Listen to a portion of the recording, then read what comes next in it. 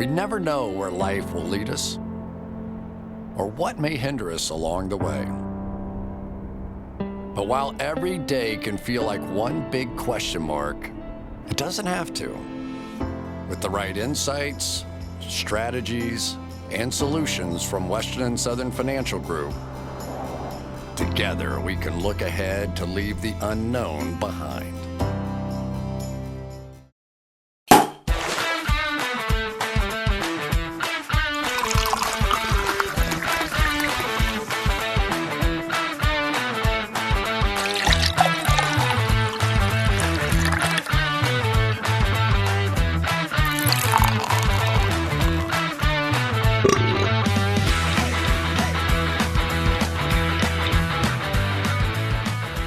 Mike, you recently suffered a significant injury at the gym, and we rarely get opportunities on this podcast to talk about your shortcomings because you don't see a ton, you know? I get hit left and right with bad dates and these types of things, but you were the biggest, quoting you, biggest idiot at the gym the other day. Yeah. Talk to me about it. No, I mean, my shortcomings usually come from me getting hurt, doing dumb stuff. We talked about me breaking my hand on a punching bag in Austin, Texas last month. Now I have a maybe serious back injury. We'll see. I'm not feeling great after I tried to play a little basketball yesterday, and I am barely able to walk this morning. But so some background. I've always been kind of obsessed with dunking. Like that since I was a kid. Ever since the Vince Carter dunk contest back in 2000. Same with every other person on the planet. I remember where I was. Like that changed my life, and I've been obsessed with dunking ever since. And so I've always wanted to try to dunk better. And so even at the age of 31, I'm still training as if I'm going to be able to dunk. And I still can, not like I once was. I can still dunk a little bit, but I'm trying to get back there. And I box jump at the gym. And when you box jump at the gym, you look like a massive hardo. Like I realize this. I try not to, but like if you're jumping onto boxes stacked up to your nips, you look like an idiot most of the time. And you even look more like an idiot when the top box slips off the top as you're trying to hit it and you just fall flat back on your... Oh my gosh. And so I am laying there on the ground. The guy runs up to me. He's like, "Oh, you okay? Okay." And actually, like in the moment, it didn't actually hurt that much, but there's probably some adrenaline because I just like fucking slammed flat on my back. Yeah. And so I'm like, "No, I'm fine." He's like, "You fell really hard." And I'm like, "Yeah, I fucking know I fell really hard, dude. Like, come on. I just lived through that." No, I didn't say that. I said like, I'm fine. And I like keep working out to act like as if I'm fine. 10 minutes later, I was not fine. I was like hobbling out the gym. Go back home. I lay in bed all day. This was last Thursday with just ice on my back. I was supposed to go. I went to Chicago this past weekend to visit my brother, my nephews, my family, and I was supposed to golf with my brother all weekend. Couldn't golf. No obviously. way. So we had to cancel all those plans.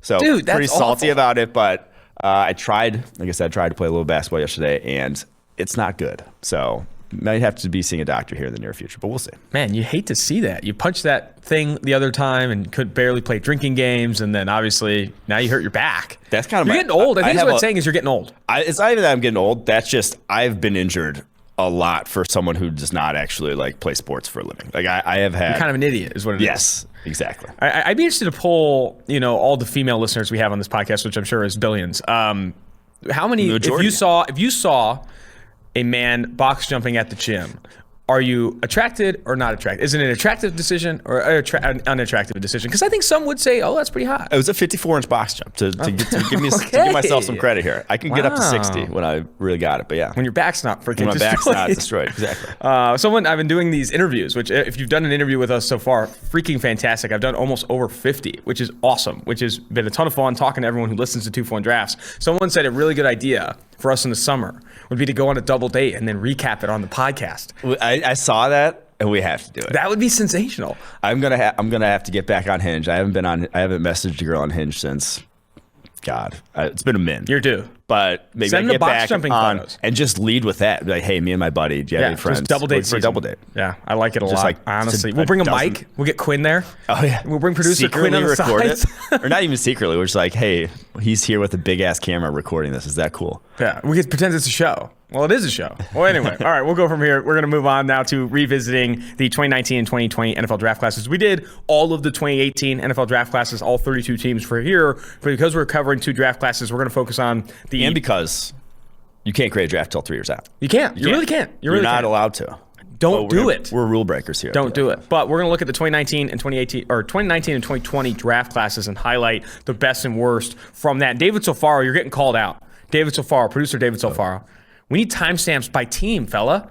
YouTube needs timestamps by team, not by segment. So get on that. We need you, bud. Yeah. We need you. David Sofaro, big shout out to him as well. He's been the guy who's getting a ton of these interviews. That Tom Allen interview was fun. PJ Fleck on Monday. He is absolutely electric, dude. Yeah. He is one of the craziest people I think I've ever met in my life. It was a wild interview. We're also talking to Tristan Wirfs in a couple days here. A lot of fun interviews on the books. David Sofaro setting those up. But we need the timestamps, brother. Let's get it. I will say, you can know if a draft is good early on. I'm not sure you can write off a draft class until 3 years. Not at all. But you can say, hey, the Tampa Bay Bucs, they just fucking crushed that last draft. Mm-hmm. They crushed 2020 draft. There's no, even if Tristan Wirfs gets hurt, whatever, has a downturn, no, they evaluated it correctly and selected guys who are good. Mm-hmm. Now, if they continue to be good, or if they don't, or if it's like a Leighton Vander Esch situation, it's like, I don't think the Cowboys messed up drafting Leighton Vander Esch and him suffering all these injuries and then, having a downturn in his performance.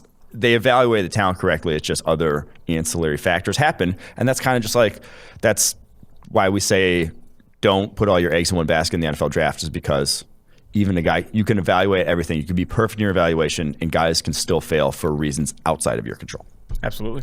All right, let's jump now to the Green Bay Packers. They're first on our list from the 2019 NFL Draft. Originally given an above-average grade for their draft class. They grabbed Rashawn Gary of Michigan, the edge defender, at 12. We were not high on that pick. We had Chase Winovich over Rashawn Gary in that draft class, but they take him at 12 overall. And at 21, another first-round pick, they take Darnell Savage out of Maryland, a guy we really liked coming out of Maryland, the safety there. And then Elgton Jenkins was their other top 50 pick. Center, could play tackle. I know you've been banging the table for Elgton Jenkins. Nick could play at tackle. After that, only other top 100 pick they had was Jace Sternberger, and then some outside the top 100, Kingsley Keke, Kadar Holman, Dexter Williams, and Ty Summers. But really where they're making their money is obviously with those first 3 picks, because even if we didn't like the Rashawn Gary pick, he has gotten better, and he has turned in productive snaps for them down the stretch. Yeah. So they got 3 legitimate starters in their 3 top 50 picks, which is obviously going to make an excellent grade now when you look back. He's been no worse than Clelin Ferrell over the first 2 years. Clelin Ferrell went 10 picks higher. So,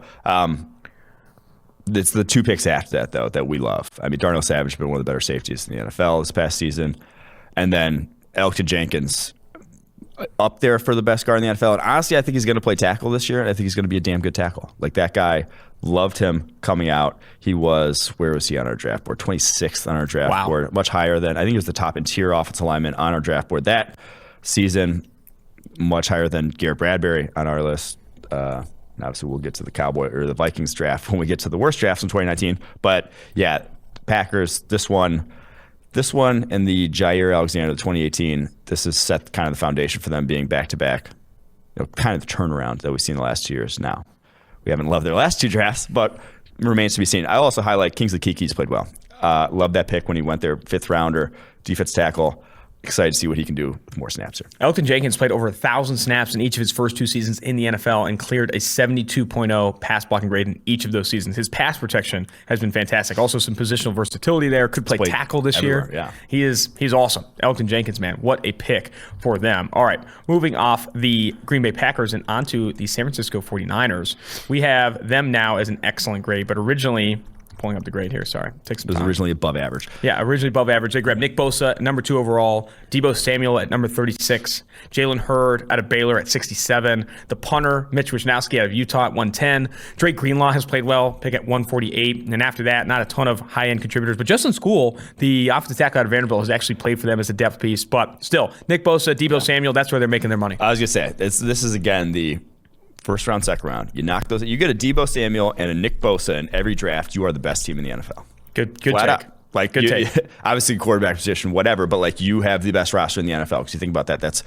you have 8 then blue chip dudes on your roster on rookie control. If you do that for 4 straight seasons, that's what it takes to win the NFL. And then Dre Greenlaw is a solid linebacker, athletic dude. Made Quan Alexander their expendable. So this was. This is, if you don't take the quarterback position into account here, this might be the best draft in 2019, just in terms of impact players they got. Now, obviously, at the number 2 overall pick, you should have the best draft, theoretically, but Really like this one. I want to use this opportunity to kind of reset on the San Francisco 49ers a little bit. There's been some conversation. John Lynch was on the Chris Collinsworth podcast recently. I don't know if you've heard that. It came out yesterday. It's fantastic. There's a quote in there where they're coming back from Justin Fields' pro day. And Jed York and John Lynch are raving about, man, that was a fantastic workout. This Justin Fields kid. They look to Kyle Shanahan. He's got the iPad out. It's like, oh, what's he doing? Looks over. He's watching Trey Lance tape? He's not watching Trey Lance tape. He's drawing up plays for Trey Lance. He's already drawn up plays for Trey Lance. So Kyle Shanahan was locked into Trey Lance from the jump. Right now, I think it's still plus money that he starts week 1. I think the expectation right now is that Jimmy G starts week 1. But they lose Robert Salah. Still going to run that same defense. Nick Bosa's coming back from injury. What is your opinion of the San Francisco 49ers team if they do use those plays that Kyle Shanahan drew up on that iPad and get Trey Lance starting as soon as week 1? I'm of the opinion, I know I took them on the draft show as a bold Super Bowl, contender. But what's your opinion of Trey Lance starting week 1, and how competitive could this team be? They still defensively don't have the horses they had back in 2018 when they went to the Super Bowl. 2018? 2019? I think so. 2019. It was 2019. I mean, obviously, Bosa coming off an injury, I would be surprised if he comes back and is just as dominant, because that was about as dominant a rookie year as you've seen. And obviously, ACL injuries, it's impactful to everyone besides like Adrian Peterson. So that one, you just can't expect him to be the same. Obviously, you lose Richard Sherman. Jason Verrett's good, but Jason Verrett has one healthy season in his entire NFL career. So I think you're going to see some sort of regression. The 2019 defense ain't walking through that door. So you're going to have some massive improvements offensively. Now they have a ridiculous collection of weapons there. And obviously, if Trey Lance can hit the ground running, but it's like a rookie quarterback to get you to the Super Bowl, it's never happened. Yeah. That would be tough. I do think they can be competitive, but if it is Trey Lance for 17 games and then into the postseason, I mean, it's uphill battle right there to win with a rookie quarterback like that. I'm interested in your take on NFC. Also is going to be a bloodbath if Rodgers stays there. Like, it's just Tampa Bay. There's a lot of high-end teams. Yeah, a lot of high-end teams. But it's interesting you brought up Nick Bosa, maybe not as dominant as he was when he comes back from the ACL injury. He is plus 700 to win Comeback Player of the Year next year. I think that's 5th among Comeback Player of the Year rankings. It's Dak at plus 175. I would never bet that in a million years. Plus 175, they're going to be higher week 1 odds. They're going to be that is a ridiculous Comeback Player of the Year odds, I would say. Yeah, because the next person on the list is Saquon Barkley at plus 600. He is the favorite by a country mile. So you have Dak Prescott at plus 175, and then Saquon Barkley, Joe Burrow, and Christian McCaffrey are all at plus 600, and then you have Nick Bosa at plus 700. But it is such a Comeback Player of the Year, such a popularity contest. Mm-hmm. It doesn't really have to do with how well you play. It's were you a big name that came back? Absolutely. Yeah. I mean, look at Alex Smith last year. Exactly. Yeah. So it's not necessarily, which is always scary to bet on those award stuff. When you're betting futures on awards, it's not always going to be betting on the player that's the best that comes back, or highest graded. If you look at defensive rookie of the year or offensive rookie of the year, it's going to be who's got the stats, who's got the notoriety, all that type of stuff. I'll just hate betting futures because you lock your money up for half a year. You got to be pretty rich to be able to do that for sure. All right, let's jump. It's not even it's just bad use of money to lock your money up like that. Fair enough. Yeah. Fair enough. All right. There's my business degree. Wow, jeez. What should we invest in crypto? Dude, I'm not a crypto guy. I don't believe in it long term. I don't. We don't have to get into this conversation, please. All right, Tampa Bay Buccaneers. You brought it up. I know, that's on me. We originally gave their draft class in 2019 an above average grade. They drafted Devin White, linebacker of LSU, at 5. Excuse me, sorry. And at round 2, 39th pick, Sean Murphy-Bunting out of Central Michigan.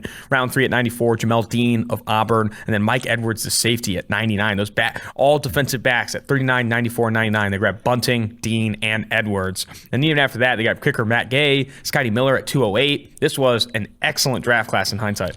Dude. This was, so they had they went 2018, 2019, 2020, hot run. And having Tom Brady obviously pushes them over the hump, but they were in a bad way after that 2016 draft, the Vernon Hargreaves, the kicker, all of it. This was a roster bereft of talent, especially on the defensive side of the ball.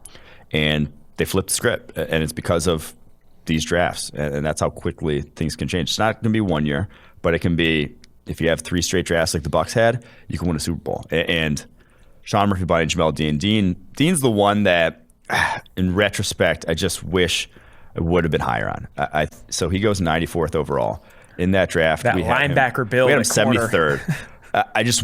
I loved his tape, but it was he was just such an odd eval. He did not play corner the way you're going to have to play corner in the NFL. And he looked like he was 220 pounds playing on the outside. And he comes to combine as 206 and runs a 4.3. And I'm just like, what is like, it was just such a weird profile, such a unique profile coming out that I'm like hesitant to really get on board with it. But like, he didn't lose much back on the tape at Auburn.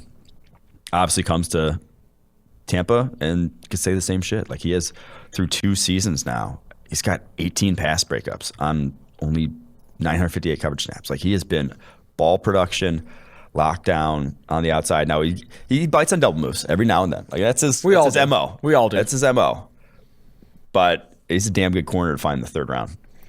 Let's talk a little bit more about Devin White. In 2019, a 51.9 overall grade according to PFF, and even this past year, just a 48.1 PFF grade, largely due to run defense. Also has given up a decent amount of yards in coverage. This past year, he allowed 928 yards in coverage, and that includes the Super Bowl. That includes the postseason run, but still, 20 yards in coverage, 123 targets in his direction last year. Like, that's absurd. Like, those are heavy, heavy numbers. He's getting the primary coverage defender a ton, and it's very difficult playing linebacker in the NFL, and this is a big part of it. Devin White's one of the most athletic linebackers in the NFL, and is still getting exposed really just off matchups as in coverage. According to PFF's linebacker rankings that Sam Monson wrote up for today, he's 25th in the NFL on PFF's linebacker rankings. What's the next step for Devin White, and what's your opinion beyond the grades for Devin White? Yeah, I mean, he's not playing at the speed he was at LSU in terms of just like seeing things, getting to where he needs to be. But you saw it, like you see it on his tape, and you see plays that no one else is going to make, and that's why you draft a guy. That's why you draft the guys that run 4.4s. And obviously came out this offseason, ran 4.37 or whatever. In that, I didn't see that video. He had a video of him running 4.37. So wow. And Mecole Hardman ran 4.2 too. But jeez, that's why you draft those guys. Is because a 4.6 even linebacker, who's an athletic linebacker who runs 4.6, is not going to be making plays that Devin White's making. And you live with some of the lapses in zone. You live with that. Because down the stretch, he was making plays left and right. Like, he looked like a different player in the playoffs than we saw early in the season. And just the speed of the game and what he can do as a blitzer, too, is insane. He had 33 pressures this past season. He gets home in a hurry. So 25th, I will say this past season, sure, he might have been 25th over the course of the season. I think he's going to be better than that next year. I think you saw.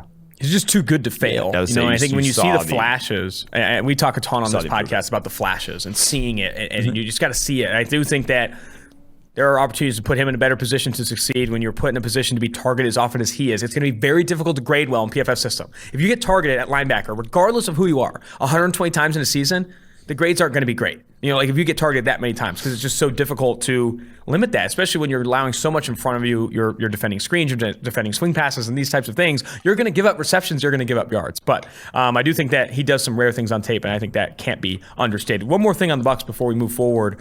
You look at what they've done with Sean Murphy-Bunting, Jamel Dean, Mike Edwards. None of these guys top 10, top 15 cornerbacks in the NFL. Not even Carlton Davis being a top 15 corner in the NFL. But what they did, and we talk about creeping towards average and being average along the offensive line, I would argue that increasing the floor of your secondary, obviously you want Jalen Ramsey's, you want Jaire Alexander's. Those guys matter. But increasing the floor of your secondary is very, very important. Like, you do not want holes in your secondary, similar how you do not want holes in your offensive line. And I think that's maybe too obvious. You don't want holes anywhere. But I do think there's something to be said about, like, dude, just keep throwing resources at the secondary, not even to just hit on guys, but to make sure the floor of your secondary is better. Yeah, so I had like a thought experiment on this versus holes on your defensive line versus holes in your secondary. A hole in your defensive line, either that guy, one, doesn't get pressure, or two, his gap opens up in the run game, 8-yard run.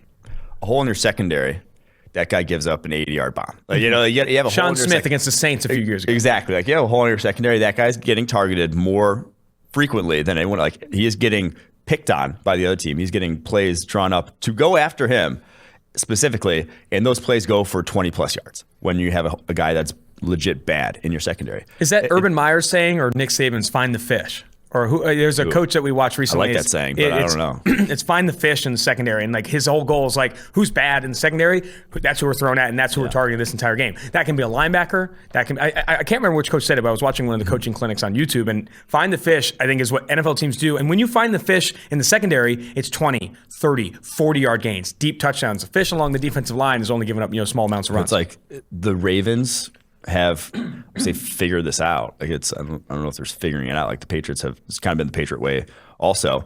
But it's like the teams that have 4 or 5 good corners and a couple good safeties, those are the elite defenses in the NFL nowadays. Yeah. That's what it takes. That's what it takes. All right.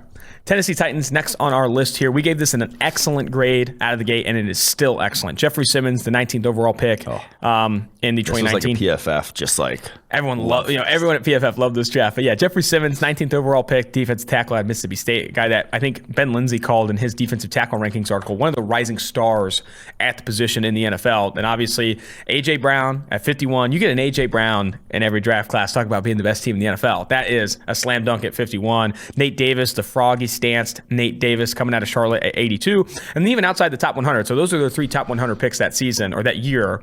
Amani Hooker was a guy we really liked. David Long at 188 was a good value. I didn't hate him at 188. So your opinion now, obviously an excellent grade, but man, what a slam dunk for the Titans. Yeah, so we had Jeffrey Simmons as 8th on our draft board that year. A.J. Brown 20th on our draft board that year. Amani Hooker was 44th on our draft board that year. I loved Amani Hooker, man. I think he's going to start this year at safety. He's actually been good as like a nickel or a dime safety for them when he's played. Absolutely love this draft. And we love Nate Davis, too. He was just a little lower. I think he was like 74th on our draft board. But for a guard, obviously we're lower on the value of guard. Like, we loved him at that position. So this was slam dunk at the time, even more so in retrospect. Yeah, they hit big. And Nate Davis came on strong at the end of last year. Like we said, he's a project. The dude needs just even his stance to be different. And this past season towards the end, like that's why he was a big reason why Derrick Henry was started to cook towards the end of last season is because Nate Davis started drilling dudes. Do you feel what do you feel about like Jeffrey Simmons? I think Jeffrey Simmons has not graded in the 85s or 90s yet as a pass rusher or even as a overall. But do you think he is that ascending star that Ben Lindsay has talked about? He has an 83.6 grade this past year. That's fine. Oh, that's second year player. I was saying 85, 90s. He's not gotten to that upper echelon. He's good. He's very good. That's a second year guy grading that well that's impressive. He's going to continue to get better, and he's another guy where not coming off the field. He played in over 900 snaps last season. That's when you have a defensive tackle that can play well and also not be a limited role player, not have to come off the field to be efficient. That's so valuable in my opinion. So yeah, Jeffrey Simmons. Back. Washington football team next on the list here. This was, after their first pick, they hit on a lot of these picks. So Dwayne Haskins was at 15. That he kind of fell to them at 15. I think a lot of people kind of use that language around Dwayne Haskins, like they expected him to maybe go top 10. He goes to them at 15. Montez Sweat there at 26, the other first-round pick, and then Terry McLaurin at 76. Those were their 3 top 100 picks. Obviously, Dwayne Haskins, not a slam dunk. Quite the opposite of a slam dunk at 15. But Montez Sweat and Terry McLaurin, those 2 other picks, fantastic ones. After that, Cole Holcomb has started for this team. He's another pick that they had at 173 out of UNC, an athletic linebacker. Jimmy Moreland, I know, was a pick that you really liked. But Washington football team now giving this an excellent or above average? Excellent. Even with the Dwayne Haskins blunder. So, okay. Think about it this way. You leave every draft with a Terry McLaurin and a Montez Sweat. You fucking kill the draft. Like you just did. Now, you're going to have swings and misses in the draft. Like no one's going to hit perfectly. But when you hit on, blue chip talent at valuable positions, that's what changes your franchise. So they hit on those 2. And it's like, yeah, you can flush one down the drain, but if you just got a role player there at 15 instead of a guy who's still on your roster, is it that much different? I don't think so. This is still, in my opinion, a great draft. The Haskins pick, it's like Haskins he sucked balls, like he was trash, and it was like a lot of that was on Jesus him. Christ. Can you not just come out that heavy on the guy? He sucked balls. He was trash. We have social teams foaming at the mouth to put freaking quote graphics on Twitter, and you're dropping those. But like that. But again, whatever. Like there are other picks. Like go back and look at this first round. It's like, would you rather have Andre Dillard? Yeah, you'd probably rather have Andre Dillard right now. But it's like, is it that different than, I don't know, Christian Wilkins? Christian Wilkins is a fine defensive tackle, but it's like you still wasted a first-round pick on a fine defensive tackle. I don't know. I just don't think it's that big a deal when you did what you did with the other 2 picks. Shall we move to the worst draft classes? Let's get away from the balls. Those are no more balls and trash, please. If we possibly could we move to those? I'd love to get to that now. Dallas Cowboys, one of the worst draft classes from 2019. They didn't have a first-round pick. Round 2, 58th overall, they grabbed Tristan Hill, defensive tackle to UCF, who has done next to nothing for this team. After that, at 90, guard Connor McGovern out of Penn State. 128, probably their best pick of this draft. Tony Pollard, Memphis running back at 128. And then after that, man, I was going to say, there's a common theme. We're going to go to these worst drafts. The common theme is their best pick was a running back. Yeah. Another common theme too is that just not a lot of these guys, are even on the football field. Like, yes. they're not even seeing these guys hit the field. Tristan Hill has played, but he's not played well. After that, it's like these guys have not played a ton for this football team, and for good reason, because they have not. I don't want to use the same verbs that you use or the same adjectives that you've used, but still, I do think that Tony Pollard's their best pick, and after that, man, like the Tristan Hill, no first round pick, that's a blunder. Dude, they traded the first round pick for Amari Cooper that year. Tristan Hill was 144th on our board that year. He had no anchor for a defensive tackle. Still is not. 29.8 run defense grade this past year. And that was when he could see the field. Couldn't even see the field as a rookie. Tough one. It was a tough one. Like at the time that was kind of the agreed upon, that's a reach. Like everyone kind of said that. And then in retrospect, yeah, it still seems that way. Just not great. Just not a great draft for the boys. But obviously when you don't have a first round pick, it's going to be tough to get value, but still. Rather than bagging on the Cowboys a little bit more. Connor McGovern can't even start over. Biotish took center job from him. So that's also tough. It's a third rounder and Biotish was a fourth rounder. So rather than continue to beat up on the Cowboys, obviously the Tristan Hill pick, McGovern pick's not great. Tony Pollard still contributing, but I wanted to circle back. I had a question about Washington. Montez Sweat, we were not super high on Montez Sweat coming out compared to others. I think there were others that were higher on Montez Sweat coming out. What was your opinion of him coming out? What's your opinion now? What he's developed into in the NFL? Yeah, I just didn't think he was a polished pass rusher by any means. I thought he was kind of awkward as a pass rusher. And when you're that athletic, though, like what he's been able to do, and didn't really show up much as a rookie, but massive jump this past year, and just such a weapon when you're on a 4-4. Like even if it's just playing in space and being able to track guys down, like that gives you such a high floor, even if you're not, like when you're 6'6", 260 with almost 36-inch arms, right, and runs a 4.4, a lot of things you can do in your sleep almost at that point. You don't need to be, and I think we've seen him really develop once he got to the NFL with just like kind of the physicality, like realizing, hey, I run a 4.4, I can run through guys, and because you didn't see that as much on tape at Mississippi State. Fair enough. All right. Next on our list, we're going to move to, after the Dallas Cowboys, Minnesota Vikings, another worst draft class. But let's talk about, in these uncertain times, life is full of questions.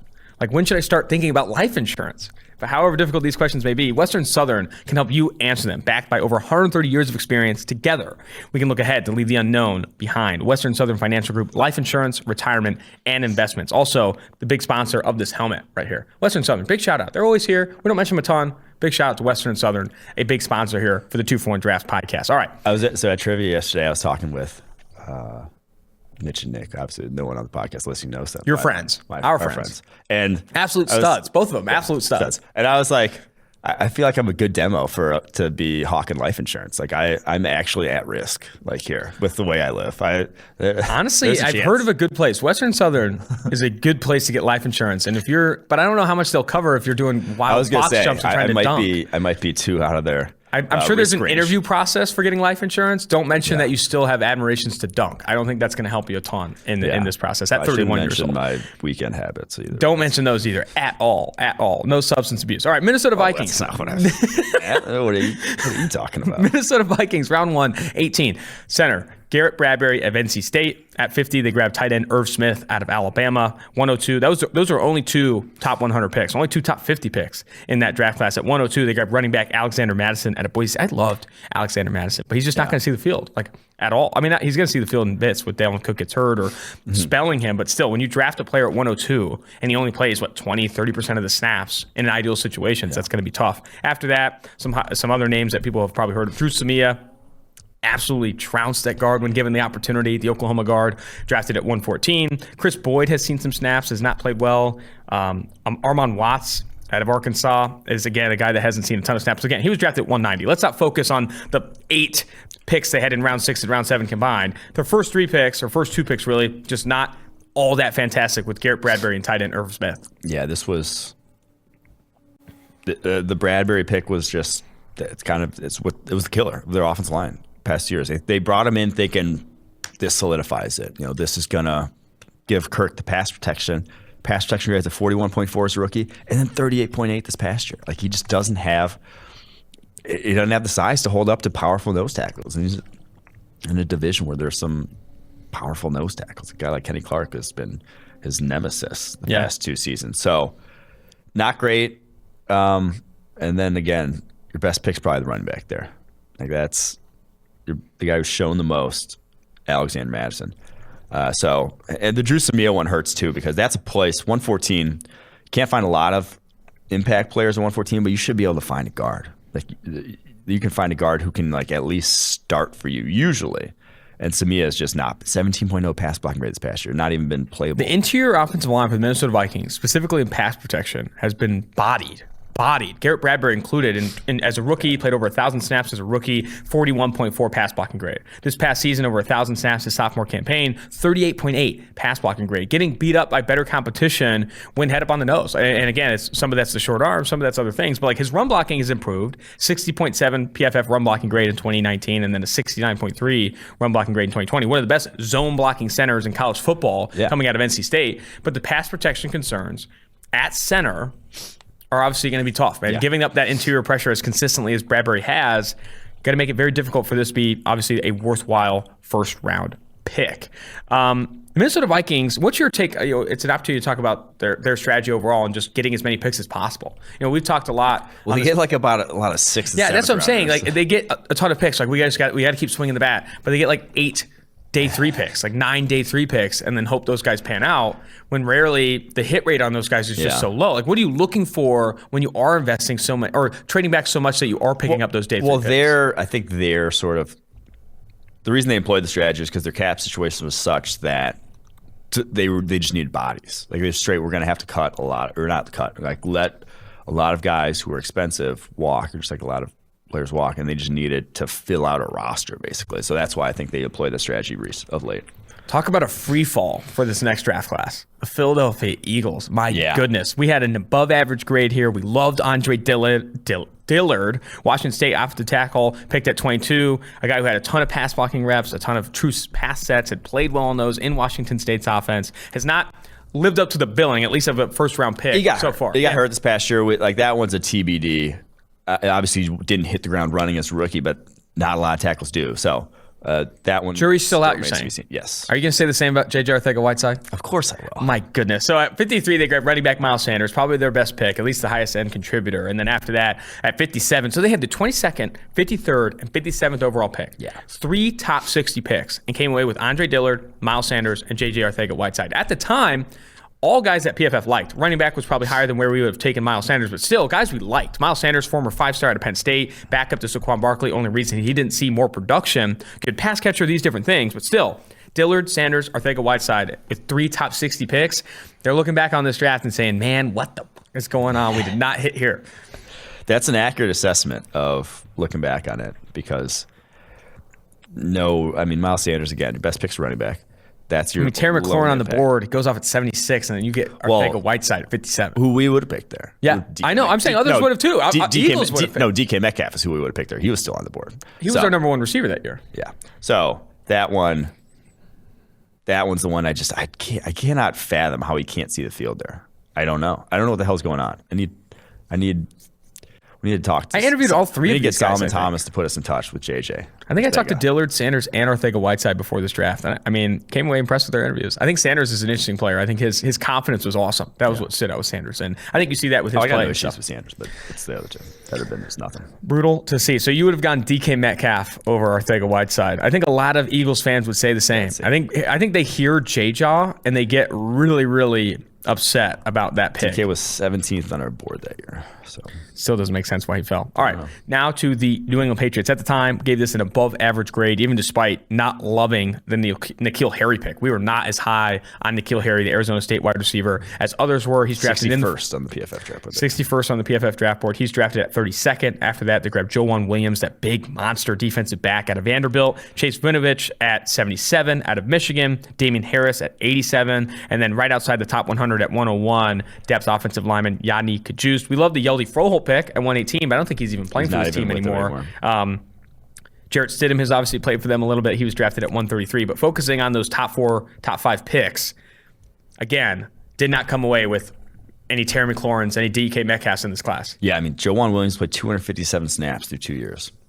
He's not been able to see the field. So maybe go a little TBD there, but we weren't high on him. He was 88th on our board when he came off there in the second round. Obviously, N'Keal Harry, everyone knows about him and how he's not been able to see the field, not been able to produce in that offense. But I will say Chase Winovich, a little bit of saving grace in this. He has actually, we said it, he's outgraded Rashawn Gary through 2 seasons. So we did say that. We did say that. And he had 72.3 pass rushing grades this past year, 47 pressures. Not bad. Not bad.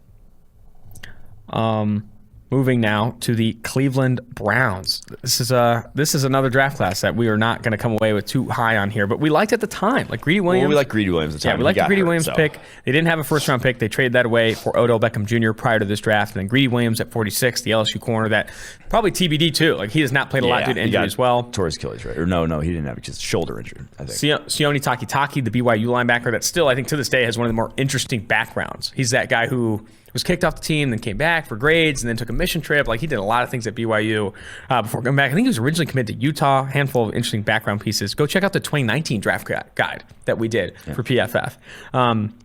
After that, Sheldrick Redwine, the Miami safety at 119. Linebacker Mack Wilson of Alabama at 155. Austin Siebert, the kicker, at 170. Not a lot of impact players so far. Yeah, this was the draft class that they didn't have capital because they traded. I think they traded. They spent one for Jarvis Landry in this year, and they spent one for Odell Beckham in this year. So that they didn't have a lot of picks, and then when guys get hurt in those top picks, it's like that's kind of why you end up on this list. Still, though, TBD with Greedy Williams, obviously getting injured this past year. How would you grade the Odell Beckham Jr. trade? What did you think of it at the time, and how would you say it now? I thought it was a worthwhile move when you had as much draft capital as they did and as much cap space, but I think it's been a disaster, and I think it's honestly like him and Baker just don't they're on the same page. There's something about them. So you don't think it's going to be good this year? When he's on the football field, Baker loses his mind. I don't know what it is. It just does. I don't know if I love that take or I hate that take. I mean, just look at his on-off field splits. Yeah. It is insane. It's insane. Yeah. There's say whatever you want about it, but like they are so distinct, even like rookie year to year 2 to the 5 games to like even in that game where he gets hurt when he starts off 0 for 5 or like 1 for 5, throws the pick to Odell gets hurt and then doesn't have an incompletion the rest of the game besides Spike. Like, what are the odds of that? Just a big weight lifted off his shoulders. I don't know. That's interesting. I want to hear Baker Mayfield's like honest take on that. I'm sure he's been asked about it, and he's like, "No, Odell Beckham Jr. makes our team great," or whatever. But what's the honest take from Baker? Does he like this offense without OBJ? I don't know. Speaking of disaster, though, the Oakland Raiders, after trading away Amari Cooper and Khalil Mack to gather a ton of top capital here, they grabbed Cleveland Ferrell at 4, one of the biggest reaches of round 1. Then Josh Jacobs, a running back, at 24, and then a box safety and Jonathan Abram at 27. They had lowest grade safety in the NFL this past year. Lowest grade safety in the NFL this past season. They had 3 top 30 picks. I think their best pick there might be Cleveland Ferrell, even if Josh Jacobs is graded better. Yeah. Because Cleveland Ferrell at least starts at a high-value position. According to PFF's edge rankings, he came in at 32. Like, his run defense has been solid. He's improved there. He's not an elite pass rusher. Likely will never be an elite pass rusher. Not better than Brian Burns. Not better than Josh Allen, guys that they passed on. But still, it's still been at least a contributor. I would say Cleveland Ferrell is the best pick of those 3. Yeah. And then after that, Trayvon Mullen. Yes, he's played for this team. He's played outside corner. But he has not played all that well. It's been getting inconsistent. He's played well in press, but poorly in off. Their best pick might be Max Crosby. Max Crosby's been better than Cleveland Ferrell. He was picked at 106 out of Eastern Michigan. Before you say, they got good players still, it's like, you should have gotten good players. You should have gotten more than just a couple solid stars. You should have gotten legitimate, high-end, blue chip. Yeah, not every swing of the bat in the draft is created equal. Just because you landed Max Crosby and Hunter Renfrow outside the top 100 doesn't make this draft all of a sudden good. Sometimes the joke. And it's like just because Cleveland Ferrell starts, just because Josh Jacobs starts, like that doesn't mean those were good picks. Mm-hmm. Like again, Cleveland Ferrell, you passed on 2 guys, and Josh Allen and Brian Burns, who are like could be elite pass rushers. Like Burns probably already is an elite pass rusher. You passed on those guys for Clelin Ferrell. You passed on Josh Jacobs and Jonathan Abram for legitimately any other position that like makes an impact, high impact on a football field, you know? So, and like Raiders fans saw it themselves. Josh Jacobs has a dog shit year 2 compared to year 1 because the offensive line goes backwards. But it makes no impact on the offense. The offense was better than it was in 2019. It was better last year. So it's like you saw that running back so dependent on your offensive line, but also not necessarily impactful to your offense as a whole. That's the passing game. And another big problem with the Jacobs pick is he's been good enough to be considered a contract extension. And if it's the same management in place, they're going to look to validate that selection and give him that 5th-year option and give him that contract extension at a position that is the lowest of value in the NFL. Like at least offensively. Defensively, there's other ones in special teams as well, but still wild stuff there. But I think what I was saying though is like, you know, people will come away like we got Max Crosby, we got Hunter Renfrow, guys that have played like legitimately well at their respective positions. But it's like you should have gotten Max Crosby, Hunter Renfrow, and some actually good players with your top 50 picks. Like that's how you have to look at this. But a rough draft class for then the Oakland Raiders, but now the Las Vegas Raiders reaping what they sow. Are you ready to move to 2020 now? Let's go to 2020. Before we do so, I have to pay some bills here, specifically some sim bills. PFF is now partnered with Symbol. I hated that. I'm going to restart. PFF has partnered with Symbol. That's SIMBULL, the stock market for sports that allows you to trade sports teams like stocks and earn cash payouts when your teams win. Symbol has blended sports and the stock market to offer you a new way to invest in and profit off your favorite teams. The MLB is in full swing for the rest of the summer, allowing you to earn daily cash payouts.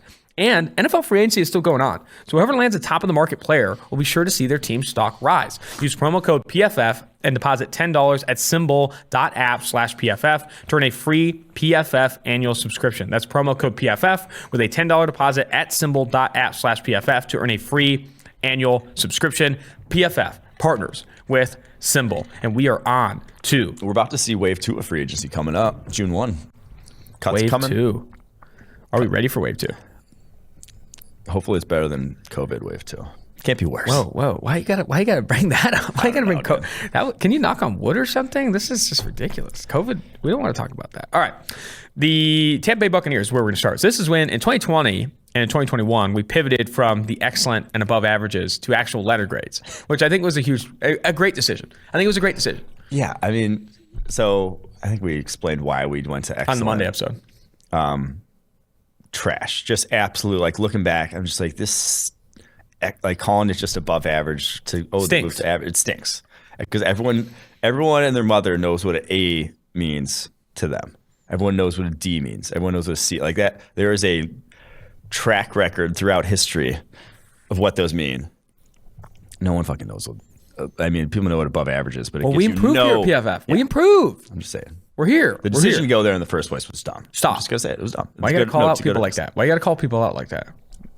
It just was. I know why we did it. Tell me how you really feel. But it was dumb. All right.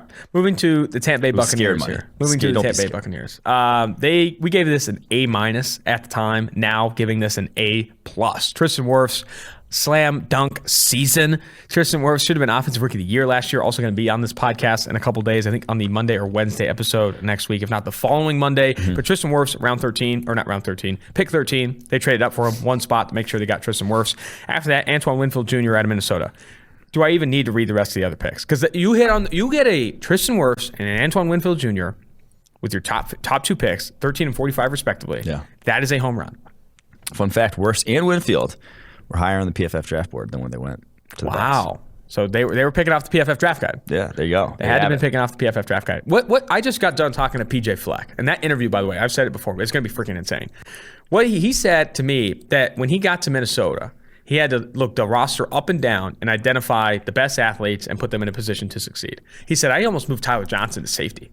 He said he almost moved Tyler Johnson to safety because he was like one of the only guys that like could have been capable of playing it for them, but never did. Refined him as a route runner and refined him as different things. And like, he talks so much about his intangibles and all this stuff. I still don't understand. I still do not understand to this day why Tyler Johnson was dropped to round 5 for whatever off-field stuff. And we heard some stuff about him not getting an invite to the Senior Bowl because he wasn't that good. But he was like the highest target rate in the country. PJ Fleck prioritized him in that RPO-heavy offense. Like everyone wanted to get him the football at Minnesota. Tanner Morgan raved about him. Rashad Bateman raved about him. I still feel like he was way underdrafted. And if it wasn't for the Tampa Bay Buccaneers having like a star-studded receiving core, I feel like he would see more time on the football field and actually make some plays. And Tom Brady has raved about the kid too. Like, I do think Tyler Johnson wrongfully scathed in that draft class. Yeah, you can't tell me that he didn't serve a Senior Bowl invite when Courtney Davis got a Senior Bowl invite and James Prochet got Senior Bowl invites. I'm just saying.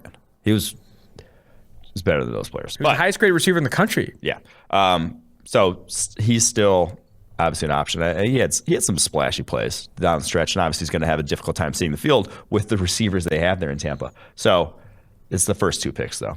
Those may have like swung their favor in the Super Bowl. Like that, you have Tristan Wirfs going up against Zadarius Smith and Sean Gary versus who would have been, I don't know, just a shitty offensive tackle. Like who was that? Joe Haeg was the guy they signed last year. If you have Joe Haeg instead of Tristan Wirfs out there, they may not make it through New Orleans. They may not make it through Green Bay. They may not make it through. They probably still make it through the Chiefs with how bad the Chiefs offense was. But like close games, that could have swung it but you had a guy who literally shut down elite pass rushers. So. He was so #fun to watch, man. Yeah. His tape every week was awesome. Going against Cameron Jordan, Khalil Mack, especially against the guys he had to go against, like Cameron Jordan, to shut down guys like him is like actually difficult. looked the part too. You know, you said that before. When you see an offensive lineman going against like NFL caliber competition, how does it look? You know, are they bad beats? Yeah, obviously giving up pressures in here. Thinking, but how does it look? And I think Tristan Wirfs was like engulfing bull rushes and like taking them in stride. Like it was incredible what Tristan Wirfs did this past season. All right, Minnesota Vikings. They're the other A+ grade here. Originally an A, moved to an A+, and this includes even with the Jeff Gladney pick, which again might have been good process. You know, it's hard to foresee some of the accusations that Jeff Gladney had now, but still, Justin Jefferson at number 22. That's like DeAndre Baker. Yeah. They didn't fucking know. Like DeAndre Baker's going to pull a gun at somebody. Yeah. Yeah. But Justin Jefferson kind of buried the lead. Justin Jefferson drafted at 22 overall. Like, you know, could have been Offensive Rookie of the Year last year, broke the rookie receiving yards record last year. That is a slam dunk and a half. Gladney at 31. Then Ezra Cleveland, who I think is going to contribute this year as a starter, coming out of Boise State at 58. Then they have Cameron Dancer, who a lot of people are excited about entering year 2 out of Mississippi State. Me being one of those. Yeah, me being one of those as well. And I think he's great for Mike Zimmer's scheme. Super smart corner, super just instinctive corner. One of the few players that season before he came out that actually limited Jamar Chase and could hold his own, at least hold his own against Jamar Chase. And you saw him play a lot better down the stretch. So Cameron Dancer is the guy. I'm excited to see what he does in year 2. It's just a very good draft. It really speaks to what did we just talk about? 2019 draft. Who was one of the worst? Raiders. Vikings. Oh. No, it speaks to just how difficult this shit is year in, year out. You go from Garrett Bradbury to Justin Jefferson, one of the worst picks of the first round, one of the best picks of the first round, if not the best. Like that's shit. There's a lot of, and that's why I do think it's important to identify some of the quote unquote not free, but like low hanging fruit wins in the NFL draft. Yeah, here are a couple. Don't draft the center in the Positional value is 1. High-end athletes is 2. PJ Fleck, actually, I keep on bringing up the Fleck interview. I'm sorry. But still, he mentioned something that I thought was interesting. He talked a little bit about draft evaluation. He said the guys who go in the first 32 have something that no one in the world has. And it's like, it's got to be different. Like they have to look different. They have to be different. They have to have these things. And if you're drafting players in the first round that are objectively different, whether it's size, speed, athleticism, one of these things that's legitimately rare, you're oftentimes going to find yourself, busting on those players. So I do, What are we going to be doing here, Austin? But I do think that attacking high positional value and attacking high-end athletes that are legitimately rare with the skill set they bring to the table is how you win. That's how you at least remove some of the glaring losses, like a Jonathan Abrams, a Josh Jacobs, some of these glaring losses. You have to avoid drafting those low-value positions, and you have to avoid drafting low-end athletes. Going back to the Raiders, Damon Arnett with 30-inch arms and did not test well at the combine, older prospect, those are low-hanging fruit wins to be had. That's data in a freaking Excel sheet. Look at it and value it, because this obviously has higher probabilities of hit rates and those types of things. All right, moving on. Do you want to go over all 40 day 3 picks that they had in that draft class? No, thank you. That's crazy, man. They had over 10 picks after pick 115. They had so many other guys. I remember after this draft class going on Vikings radio and different things like that, they're like, what do you think of this 7th round pick? It's like, dude, they drafted a lot of these guys. I don't know how many even see the football field. It's going to be tough, but it's funny how many picks they did have. All right, New York Jets.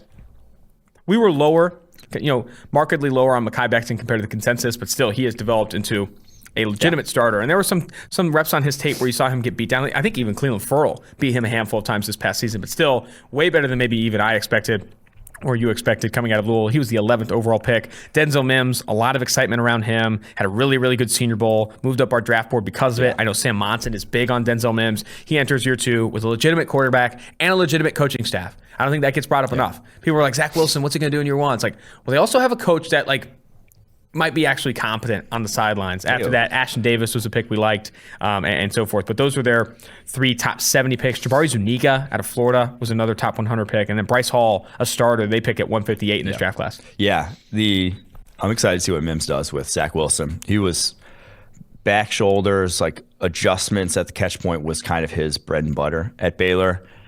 Zach Wilson, you watch his tape, and he's giving guys chances a lot. If he trusts a guy, he's going to let him work, whether it was Mitt Romney's nephew, or whether Gunnar it was Romney. Gunnar Romney, or Dex Milne. Mm-hmm. Both gave him a ton of chances on the football field that weren't necessarily open. That's kind of Denzel Mims and what he did at Baylor. So excited to see what he does. Obviously, we love the Davis pick, and he started there down the stretch for them, and the Bryce Hall as well. Hall showed some flashes. Excited to see what he can do in year 2. Perfect for that scheme. So I think it's a very good draft, even if it's just Mekhi Becton, because you got a very good left tackle. Dallas Cowboys next on our list here. CeeDee Lamb, Oklahoma at 17, was wild to see. We did not expect him to fall that far. I don't think Jerry Jones did either. Yeah. Sprinted the card in at a position where they're strengthening a strength, didn't attack an obvious position of need, but go grab a freaking stud in CeeDee Lamb. And then at 51, they grabbed Trayvon Diggs, who we liked probably better than 51. Did not have a great season last year. Then got hurt down the stretch. Mike McCarthy has talked about how he's one of the best young players on that team. I still have faith that Trayvon Diggs can play well in the NFL. It's not going to be burnt toast for the rest of Trayvon Diggs' career. I don't think it's going to be burnt toast. So if you take out kind of that early season where he just was not ready, was not the sort of adjustment to the NFL that a lot of guys had to make, especially corner. 83.4 coverage grade over his final 6 games for the Cowboys. He was not getting torched, and when he wasn't getting torched, he was getting his hands on footballs. So if you just kind of take that out, you had a solid cornerback down the stretch there for the Cowboys. So I think that's what you'll see in year 2. After that, they grabbed Neville Gallimore, defensive tackle out of Oklahoma at 82. And then Tyler Biadasz, slated to start, picked at 146 in this draft class. It never made sense. I didn't even like Biadasz, but him falling to 146, I was like, damn, I can't believe he fell that far. And obviously he's going to start for them, and started for them last year. So. All righty. What's your opinion of Neville Gallimore after year 1? I wasn't super high in Gallimore. Only 57.6 pass rushing grade year 1, 51.5 run defense. That's no so bueno. Man, we did not like this draft class out of the gate, but it has proved us wrong. Justin Herbert, quarterback. Oh, yeah. Yeah, we're going to Los Angeles Chargers. Cowboys. I'm like, dude, we kind of like that one. No, we like the Cowboys. Chargers next on this list here. We gave this a C- originally. Did not like the Justin Herbert pick and did not like the Kenneth Murray pick. Justin Herbert picked at 6th overall. Kenneth Murray, the linebacker, picked at 23rd. They traded up to get Kenneth Murray. Lost a handful of picks. What I really didn't like also was Josh Kelly. Yeah. I just never saw Josh Kelly. We'll see if I'm ultimately how he does in the NFL. I mean, I don't think he's going to play over Austin Eckler, but man, I could not believe when he went in the 4th round. I don't know. But continue, sorry. Yeah, so Justin Herbert, Kenneth Murray, they're 2 first-round picks. After that, they did not have a pick in the top 100. Some highlight. I mean, we liked KJ Hill, but it's going to be a battle to make the team this year. Joe Reed was a fun player at Virginia, but this is not going to be a high-end contributor. But why it's an A is because you found a quarterback that's legit, you can build around and try and make some plays on. There's obviously some conversation around how much Justin Herbert regresses in those unstable areas of play, but still he's proven more than enough that you talk about grade the flashes, dude. The flashes were freaking sick as hell last year. Yeah. Justin Herbert has something that we didn't even see at Oregon, but you saw it in the NFL, and now it's all on Brandon Staley. It's all on this coaching staff to continue to get that out of him. If they fail, it's not, I don't think if Justin Herbert fails, I don't think it's going to be his own doing at this point. He's shown that he has some pieces there. Yeah. It's now up to the Chargers to follow in line with what the Browns did with Stefanski, the Bills did with Dable, the Ravens have done with Harbaugh and Roman. Go get an offensive coordinator, go get a coach and a coaching staff and a supporting cast that can prop up Justin Herbert to the point where you only see the flashes. And I think if they can do that, I mean, this is not going to be an A draft. This is like an A++ draft for the Los Angeles Chargers. So they got Joe Lombardi. And I'm very curious to see what it looks like. So Joe Lombardi came over from New Orleans. That's where he was. Majority of his career, obviously, was OC with the Lions for a couple of years. in the mid 2000s. I think did they go to the playoffs one of those years when he was there? I think he was the OC, I believe, under. Was it under? All right, I can't remember who it was under. But you suck. Mid 2000s, he was OC with the Lions, goes back to the Saints, and so the Saints offense, if you're giving Herbert Saints offense, that's like what he ran at Oregon. That's not going to be playing to his strengths. So that's why I'm saying I'm curious to see what it ends up looking like there out in LA. But honestly, the rest of the picks besides Herbert kind of a wash at this point. We don't really know. I wouldn't bang but the Herbert, Murray pick too hard. I know he didn't grade well last year. Neither did Patrick Queen. Neither did really any. Murray too hard? I wouldn't bang the pick too hard. Okay. I'm saying I wouldn't bang the pick too hard, right. Even though he didn't grade well. Yeah, Justin Herbert, 30th on our draft board. Murray that year was 62nd on our draft board. So obviously we were low on it to come out. Herbert, though, played more like the number 2 or number 1 player on our draft board should have been. Yeah, absolutely. Cincinnati Bengals. Joe Burrow at number 1 overall, T. Higgins at 33. After that, grab a pair of linebackers at 65 and 107, and Logan Wilson and Akeem Davis-Gaither. Hakeem Adeniji at 180. They grab another linebacker in Marcus Bailey, who battled injuries at Purdue at 215. But really, looking at those first 2 picks, that's where it matters. And Logan Wilson played last year. Didn't play all that well, but still saw the football field. I think Davis-Gaither sees more of the football field this year. Since he might be cursed. It might be cursed. We need to get Quinn's take on this, but that might be a cursed position. Fontes perfect. Left it. Raymond Luca was kind of fun. He was not kind of fun. All right. Okay. Sorry. Well, Joe Burrow, number 1 overall pick, T. Higgins at 33. Both those guys look like to be legit. They both had really, really good rookie campaigns. Obviously, Joe Burrow's cut short due to injury. T. Higgins entering year 2, man, I am stoked on it. He's the guy we talked a lot about on this podcast before the draft about, man, he's got some yak to his game because a lot of people pegged him as this contested catch guy, but he can do some yards after the catch. He can separate down the football field against good corners, and now you're seeing it in the NFL. I'm excited for Higgins year 2 and Burrow year 2. Yeah, Higgins 25th on our draft board. We loved him coming out. I still thought they screwed up by not addressing offensive line at some point until the 6th is when I think they first drafted no line that. And now Akeem Adeniji could be fine. I did like him coming out, actually more so than where he ended up getting drafted. But it's the first 2 picks. You got Burrow, you got Higgins, you got chance. All right. I think T. Higgins broke Chris Collinsworth's rookie receptions record. He might have been. I think I saw something along those lines. I think Chris was calling for his death threats or something. No, I'm just kidding. How funny was it that Chris broke into the podcast yesterday? Or was it Monday? Monday. It was Monday. I did not expect I was not ready for that. I was not ready for that. I thought it was Steve. Steve has a habit of coming into the podcast just coming a little hot. Yeah. All right. Cleveland Browns. Round 1, pick 10. They grabbed Jedrick Wills, offensive tackle Alabama. Looked really good this past season. Not as good as Wirfs, but still.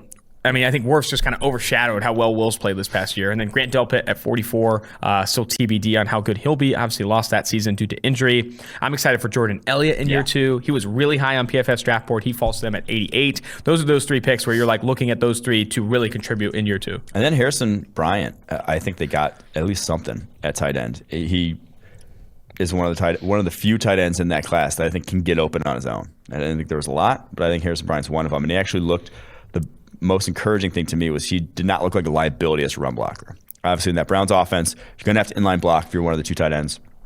He uses a lot of 2 tight ends. And 61.2 run blocking grade is not good, obviously, but he's 240 pounds. Like, we were worried, hey, at 240 pounds, is he even going to be able to see the field? But I think he actually can be respectable in that regard, which is really all you need. So they got a number of guys I'm encouraged to see, and obviously Jedrick Wills looks like a massive hit at this point.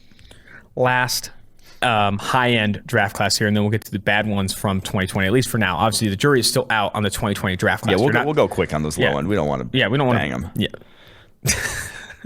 To use your phrase. Steelers. That's not my phrase. It's your mom's phrase. All right, let's go to round 2, pick 49. Chase Claypool, wide receiver of Notre Dame, their first pick of the 2020 NFL draft. He obviously looked really, really good. And I think there were times last year I was like, I didn't like Claypool a ton coming out. We didn't like him overall a ton coming out, at least not compared to 49. Where was he on PFF's draft board that 72. year? 72.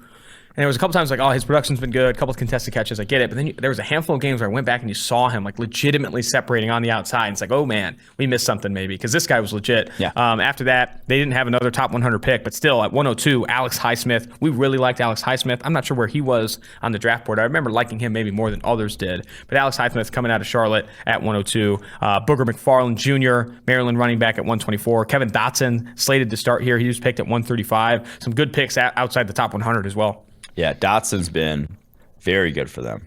I believe he only allowed one pressure all last season. Wow. Garrett Bradbury wishes. Yeah, he'll be a starter long term. I would think to get that guy in the 4th round. Like I said, that's where we said the Drew Samia pick for the Vikings. You wish it was Kevin Dotson. Like that's what you can get at that point in the draft. You can get guards that can step in right away. So he's been a massive hit. Claypool obviously looks like a star in the making. Physically just dominant dude. And then Highsmith, one of the more underrated, under-talked about picks in that draft, but reminded me, like as a pass rusher year one, kind of reminds me of like Chase Winovich, kind of like body type, the way he attacks. And he has 71.4 pass rushing grade. He's got a mean spin in his game. Yeah, like that's undersized, but knows how to get the job done despite really being on the low end size-wise for the position. He also had some fantastic things to say in the interview I had with him before the draft about how to finish as a pass rusher and talked so much about bend.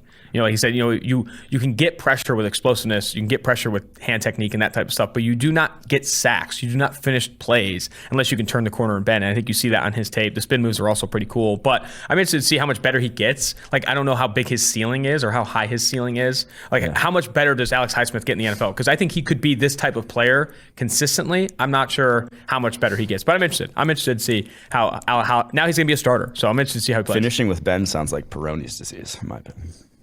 I don't even know what the hell that is. Never mind. All right, Atlanta Falcons. We're on to the bad draft classes now from 2020. Or not bad. I think bad's a little over-aggressive, but disappointing. How about disappointing? Some of the more disappointing ones. And I think the overall theme for the Atlanta Falcons here, they grab A.J. Terrell at 16, the Clemson corner. Marlon Davidson, a lot of hype out of him. People liked him as a first-round player. They grabbed him at 47, the defensive lineman out of Auburn, and then Matt Hennessy, who started a ton last year, I believe, is the center out of Temple.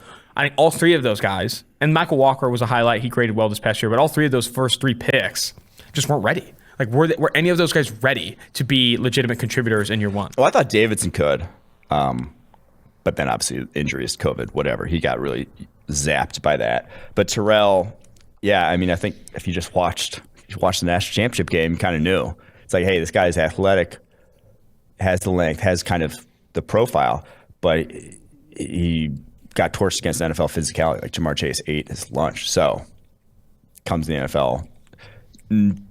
Shows some flashes, but it's like just year one was not, like you said, ready. So this one's kind of a big TBD for all these bottom 6 teams here we're going to highlight. But you wanted more than what you got from these guys in their first season. I definitely think the word to choose is disappointing. You know, this next one we have here, Detroit Lions, number 3 overall pick, Jeffrey Okudah, high expectations. Everyone loved that pick. It was an A draft class for us originally.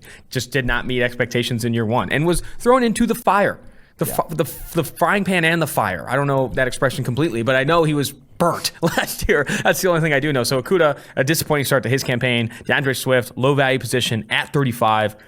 I would argue that's a concern. Then they grab one of your guys, Julian Okwara, the edge defender at Notre Dame at 67. 2 offensive linemen after that, and Jonah Jackson and Logan Stenberg. Quintez Cephas, picked at 166, could start for this team this upcoming season. I think Jackson and Stenberg start as well. But still, disappointing contributions from their top picks. Yeah, so they got players 4, 28, 40 on the PFF draft board, and our running back 1, I believe. And so we love the draft coming out. But obviously, year one, you would have liked more. Like Okwara couldn't see the field. Swift has the drop, game-losing drop. That was tough, man. Yeah. I had a lot of money on that game, too. And for some reason, like, they start fucking Adrian Peterson over him, which is why. But I think Eric still have Eager... this is a draft that can very much turn it around here in year 2 in a big way. Yeah, I would agree. I think it has a lot of comeback potential. Eric Eager, during that game, had a lot of money, I think, on the Lions, and he screamed at the top of his lungs at DeAndre Swift, "You little bitch." It was the funniest thing, because Eric doesn't swear a ton. Yeah. Definitely doesn't swear as much as I do, which is not, I'm not saying that's a bad thing. I need to tone it back, but still, him saying that at DeAndre Swift, I honestly was crying laughing upstairs when we were watching that game. All right. Next draft class here, Raiders. It was a C at the time. We gave it a C, and it's a C now. Henry Ruggs at 12, Damon Arnett at 19. And then after that, Lynn Bowden Jr. was drafted 80th overall for this team and was traded away before he even played it down. The Joker. You know what the joke was? Drafting him. The joke. Well, what's the joke exactly? I'm interested in what the joke is with Lynn Bowden Jr. But then Bryan Edwards, who probably had the best minicamp of any rookie wide receiver, and then literally could not see the field on one of the worst receiving corps in the NFL. And then after that, you don't even need to necessarily bring these guys up outside the top 100, but still. Well, no, Tanner Muse was in the top 100. He was picked 100. And John Simpson was 109. Yeah. 2 Clemson guys. Tanner Muse, I don't know if he even makes this football team this year. Then you have John Simpson, the interior offensive lineman that I think should see reps. The offensive line got significantly worse. You draft him at 109. You'd like to see him see reps. And Amik Robertson at 139, the Louisiana Tech corner that maybe sees some reps as a backup slot corner. We'll see where Amik Robertson goes. But still, disappointing start to Henry Ruggs season. There's some people that do feel that with help, he was used. I tweeted but out that's yesterday. like your best pick, though. You know, that's your best one. It's a disappointing start. Got outplayed by Nelson Aguilar, but that's your best pick. That's kind of why this is draft is here, is because you had 5 top 100 picks, and your best player was like a third wide receiver who's like a solid deep threat. Yeah. Shaky to start. And I think how they used him was interesting. I mean, they did not give him a lot of scheme targets, especially after week 1. Like not a lot of screen stuff, not a lot of crossers. You talked about a ton in the pre-draft process. Henry Ruggs does not have a lot of proven deep receptions. He did not get a lot of deep targets at Alabama. A lot of his production was underneath and then him burning people down underneath with crossers and slants and these types of things. And they did not do that a lot with him last year. They ran him deep. His average depth to target, I think, was over 17 yards. He did not get a lot of those opportunities on the underneath stuff, kind of removing one of the better parts of his game. The yards after the catch stuff matters, and I think he had that and did not get an opportunity to do that. So I do think you have to hope he's healthy, and you have to hope he's utilized better this upcoming season. After that, though, there's arguments for misevaluation. Like Damon Arnett was one of the biggest consensus reaches of the first round. Lynn Bowden Jr., you literally traded for a worse pick within weeks after drafting him. That's the one that just I feel like that's the most indicative pick of kind of Raiders this tenure of where it's just like if that's how poorly you misevaluate it and how poorly you misevaluate this guy fitting in your roster. That's just, you can't make mistakes like that big on, was it the 80th overall pick? Yeah. You can't make mistakes that big. That's a valuable pick. There should be a guy that's contributing on your roster. At least start, at least play. Yeah. Did not play it down. I'm honestly 60% certain too that when he was called the Joker, Lynn Bowden Jr. is a big tattoos guy, has a ton of tattoos. I think he got a Joker tattoo and then was traded before he was even using that role. I'm 50% sure. I need to go back to the Instagram and look for that. But still, a disastrous draft class for the Raiders. Disappointing to say the least. And Lynn Bowden Jr., you talk about the Detroit Lions. Oh, this is a bounce back opportunity. These guys could come back. Lynn Bowden Jr. is not coming back for this team. Bryan Edwards is going to be buried down the depth chart. I don't think he actually makes some plays this upcoming season. Muse, Simpson, Robertson, all going to be battling for spots on this football team. Henry Ruggs is the only bounce-back candidate necessarily. And Arnett, potentially, but did not play well this past year. There's been reports that he has 1 foot out the door.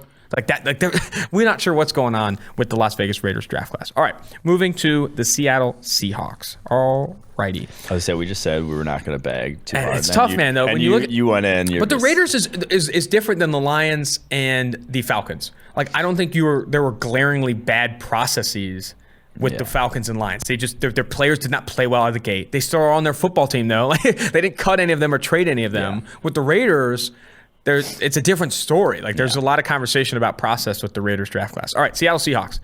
We did not like their draft class coming out. It actually slightly improved since then. It was a C- originally. We have it as a C now. Linebacker Jordan Brooks at 27. Darrell Taylor, the edge defender out of Tennessee, at 48. Damian Lewis played well out of the gate, started a ton for them. He was picked at 69. And then after that, they did not have another top 100 pick. The only notable there, probably Alton Robinson out of Syracuse. I was going to say, Alton Robinson, Damian Lewis, you at least got contributors here.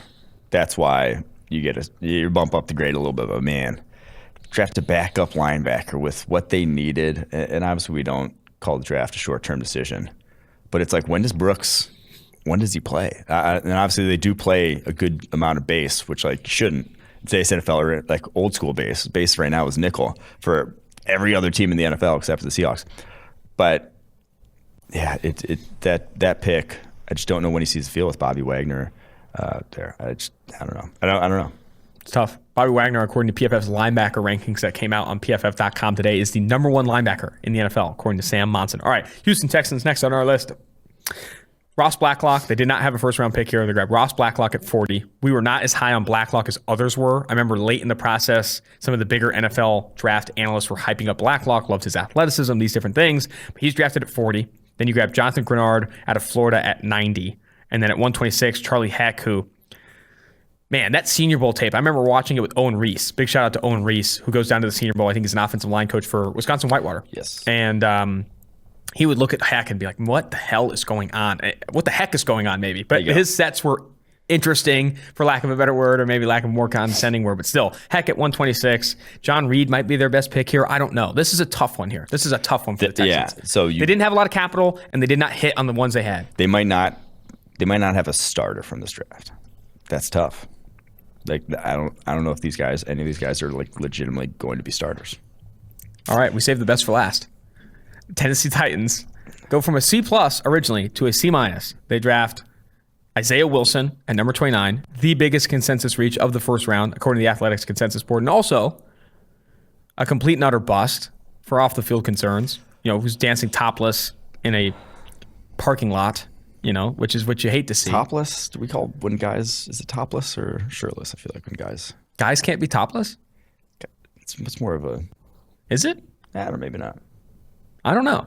Sometimes Quinn will say, I got to pop the top. I don't know why I mentioned that. But I mean, in proper situations, I'm saying when he's like ready to go swimming. When you guys are together and you're... Yeah. We have Christian Fulton drafted here at 61, who TBD on Fulton. Darrington Evans, the running back at App State at 93. After that, Larry Murchison, the NC State defensive lineman at 174. And then Cole McDonald, Hawaii quarterback, and Chris Jackson, corner out of Marshall in the 200s there. Yeah, but you miss on Isaiah Wilson. It's rough. Yeah, you missed on Isaiah Wilson. That was the you worst set a pick on fire so far. Yeah. Christian Fulton, we like coming out. They seem dead set on not having him play outside, though. So we'll see. Like, he didn't get a chance last year. They absolutely signed. I think he had some COVID-19 concerns as well. Signed and drafted one guy, Janoris Jenkins and Caleb Farley, this offseason to play outside. So we'll see what his role is in 2021. So he's the one that you're still, like, if you're a Titans fan, holding out hope for, but not a lot of hope outside of that in this draft. Yeah, it's tough, like Darrington Evans is like a scat back. You drafted at 93. He's not going to be the dude there ever. Janoris Jenkins, Caleb Farley, and Elijah Molden were all added this offseason. So path to the field for Christian Fulton is going to be interesting. I'll mention this too with Isaiah Wilson. We talk about him being one of the biggest reaches of the first round, according to consensus boards.